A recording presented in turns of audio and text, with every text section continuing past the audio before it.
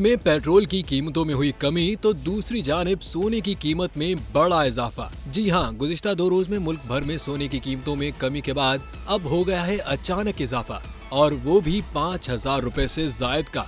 All Pakistan James and jewellers association के मुताबिक मुल्क में फी तोला सोने की कीमत में 5,700 रुपए का इजाफा रिकॉर्ड किया गया है, जिसके बाद फी तोला सोने की कीमत 2,18,300 रुपए हो गई है, जबकि 10 ग्राम सोना 4,887 रुपए इजाफे से 1,87,157 रुपए का हो गया है। दूसरी जानिब आलमी सराफा बाजार में सोना $70 के नुमाया इजाफे से 2,650 फी औंस की सतह पर आ गया।